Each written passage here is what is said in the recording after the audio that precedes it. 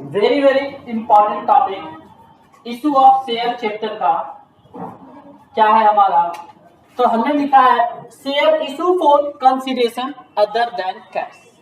Other than cash का मतलब कि शेयर इशूड करेंगे, बदले में कैश नहीं आएगा। क्या बोला सर जी? बदले में कैश नहीं आएगा। तो सर जी एसेट आएगा। क्या आएगा? एसेट आएगा। इसमें हम लोग दो तरीके से पढ़ते हैं, on purchase of asset,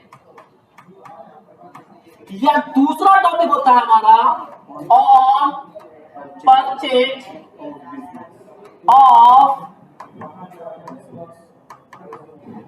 business. ये दो टॉपिक इसमें निकल के आता है। मतलब आप कैश के रूप में नहीं, आपको बदले में या तो एसेट परचेज किया है और उसके बदले में आप शेयर इशूड कर रहे हैं। मतलब आपने कोई एसेट बिल्डिंग परचेज किया, उसके पैसे ना दे करके आपने बोला कि मैं अपनी कंपनी का तुमको शेयर दे देता हूं। क्या दे देता हूं? शेयर दे देता हूं। या आप किसी का बिजनेस पूरा का पूरा परचेज कर लिया और बदले में आप कहते हो कि मैं अपने कंपनी का तुम्हें शेयर दे देता हूं। क्या देता हूं? शेयर दे देता हूं। क्या सर बिजनेस भी परचेज किया जाता है? हाँ, बिजनेस भी परचेज किया जाता है। आपने सुना होगा माइक्रोसॉफ्ट ने नोकिया को एक समय पे परचेज कर लिया था। मतलब नोकिया कंपनी बंद नहीं हुई थी और उसका मालिक कौन हो गया था? Microsoft office. तो माइक्रोसॉफ्ट ने क्या किया था, अपने कंपनी का शेयर भी दे सकता था या उसको उतना पैसा दे सकता था, रुपया दे सकता था।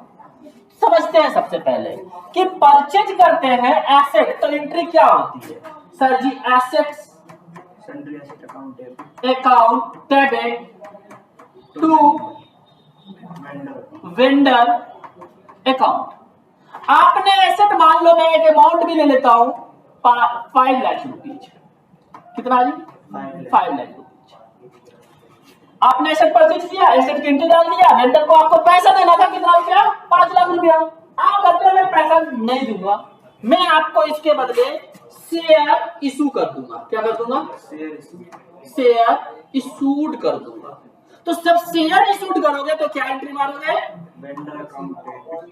Vendor account debit to share capital. क्या मारोगे? कितने रुपए का सर? 5 लाख रुपए। कोई प्रॉब्लम यहां नहीं होना चाहिए, कोई प्रॉब्लम? सर जी क्वेश्चन में दिया हुआ है ना कि asset purchase on 5 lakh then paid 2 lakh rupees. इस केस में क्या हो जाएगा कि जो शेयर कैपिटल है वो 3 लाख का चला जाएगा और 2 कैश में 2 लाख रुपया आ जाएगा। क्योंकि वेंडर को कैपिटल कितने, सॉरी वेंडर को शेयर कितने रुपए का इशू करेंगे? 3 लाख रुपए का, क्योंकि 2 लाख रुपए हमने उसको क्या कर दिया है? कैश में पेमेंट कर दिया है। बहुत अच्छा टॉपिक है आपका बिजनेस का। समझना, जब भी बिजनेस परचेज करते हैं ना तो दो चीज साथ में आता है। पहला एक एसेट साथ में आता है, देन दूसरा उस कंपनी की कोई लायबिलिटी जो होती है वो भी साथ में आपके ऊपर ही आ जाती है। तो बिजनेस परचेज करने में क्या बोला मैंने कि आपके पास साथ में क्या आने वाला है? एसेट अकाउंट डेबिट, साथ में क्या आएगा? लायबिलिटी अकाउंट और वेंडर। और क्या आएगा जी? वेंडर। अब मान लो एसेट 12 लाख रुपए का आया। कितने का आया जी? 12 लाख। और आपके पास 4 लाख रुपए का लायबिलिटी आ गया है, तो आप वेंडर को कितना दोगे? 8 लाख रुपीज। कितना दोगे? 8 लाख। ऐसा क्वेश्चन है ना तो बहुत सिंपल है, बहुत इजी है कि सीधा सा 12 लाख का एसेट है, 4 लाख रुपया का लायबिलिटी था, 8 लाख रुपए वेंडर को दे दिया, एसेट मेरे पास आ गया। और देन मैंने vendor account debit to share capital. लेकिन इतना इजी नहीं आता है जितना इजी मैंने आपको बताया है। अब इस क्वेश्चन में टूरिस्ट क्या आता है? टूरिस्ट ये आता है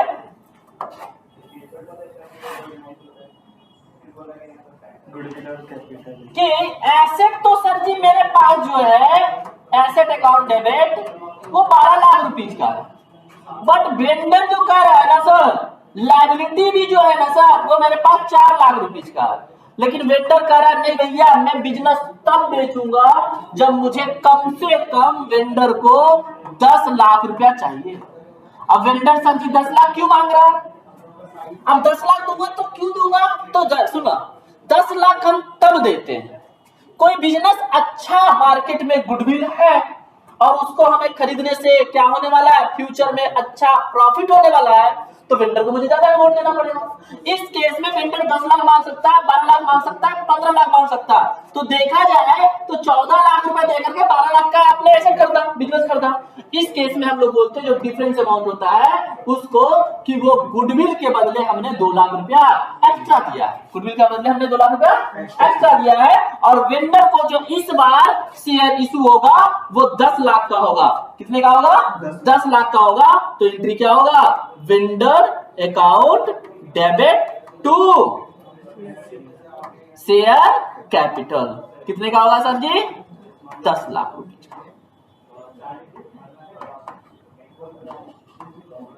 कोई दिक्कत यहां तक किसी को? बट सर जी अच्छा चलो ठीक है, आपने बोला कि ज्यादा पैसा दिया तो क्या हो गया हमारा? गुडविल। लेकिन मान लो कभी कभी ऐसा हो जाए sir, asset account debit to liability to vendor. 12 lakh का था, 4 लाख का लायबिलिटी था। मैं अब इस बार कह रहा हूं कि तुम्हें मैं 5 लाख रुपया दूंगा। बिजनेस बेचना है तो बेचो। क्यों? क्योंकि तुम्हारा बिजनेस क्या है? लॉस में चल रहा है, कोई गुडविल नहीं है। इस केस में मैं पैसा कम दूंगा। कितना कम दे रहा हूं मैं? 3 लाख रुपीज कम दे रहा हूं। उसको हम क्या नाम देने वाले हैं? Capital reserve. कैपिटल रिजर्व क्या बोलने वाला है? Capital reserve. मतलब जब पैसा ज्यादा देते हैं तो गुडविल के बदले, और पैसा हमने कम दिया तो हमारे लिए कैपिटल रिजर्व। तो सर जी अब जो वेंडर को शेयर इशू होगा कितने का? 8 लाख का होगा? नहीं, 5 लाख का होगा। कितने का होगा? Vendor account debit to share capital.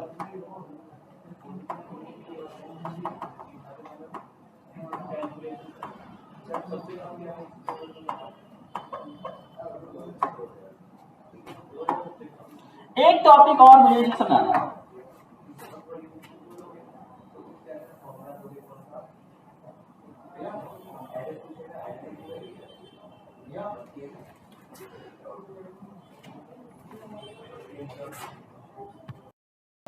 हाँ जी, ये जो टॉपिक हमने अब तक पढ़ा ना वो एट पार था। क्या था? क्योंकि आप देखोगे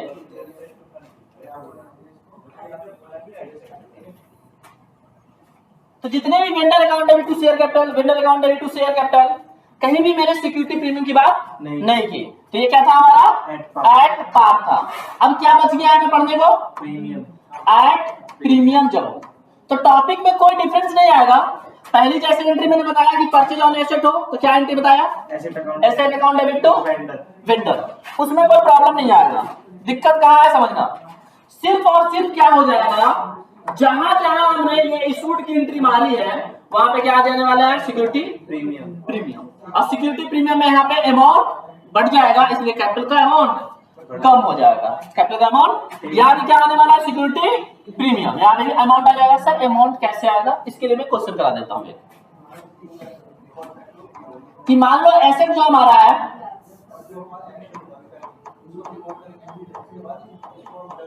वो 10 लाख रुपीज का है। कितने का है जी? 10 लाख। और लायबिलिटी जो हमारा है वो है 3 लाख रुपीज का। ठीक है, वेंडर को जो हम पे कर रहे हैं वह कर रहे हैं 9 लाख रुपीज। कितना? 9 लाख रुपीज। अब शेयर का जो रेट है वह है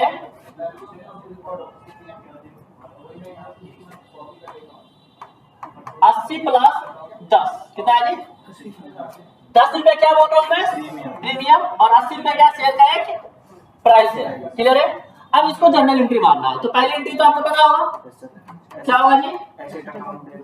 asset account debit to liability to vendor. अब देखो एसेट कितने का है जी? 10 लाख रुपीज का। और लायबिलिटी कितने का है? 3 लाख। और वेंडर को कितना मुझे देना है? तो 9 3 12 2 लाख रुपए का क्या होगा मेरा? गुडविल। क्या होगा? याद आ गया? यहां तक में प्रीमियम के केस में भी एंट्री चेंज नहीं होगा और पार के केस में भी एंट्री चेंज नहीं होगा। बट इसमें क्या बोला है? प्रीमियम है, तो यहां एंट्री करेंगे vendor account debit to share capital to security. Vendor को 9 लाख रुपए देना है ना। और अब देखो कि एक शेयर का प्राइस कितना है जी? 80। टोटल डिवाइड पहले 90 से करो, तो नंबर ऑफ शेयर कितना निकल के आ गया? 10,000। तो 10,000 मल्टीप्लाई 80 और 10,000 मल्टीप्लाई 10। ठीक है, 9 लाख रुपए टोटल वेंडर को देना है, उसमें से सिक्योरिटी प्रीमियम का भी अमाउंट है, तो मेरे पास 1 लाख का सिक्योरिटी प्रीमियम होगा और 8 लाख का शेयर कैपिटल होगा। ये ध्यान रखने वाली बात है। ठीक है जी। तो यहां पे मेरा अदर देन कैश टॉपिक समाप्त होता है। और आपको ओवर सेक्शन देखना है या अंडर सेक्शन या कौन सी नहीं, देन पीछे आपको वीडियो मिल जाएगा, अपलोड किया हुआ है चैनल पे या प्ले लिस्ट पे भी मिल जाएगा, आपको देख सकते हो। और आगे वीडियो कंटिन्यू आ रहा है और एग्जाम व्यू ऑफ पॉइंट से हम प्रॉपर तैयारी करा रहे हैं।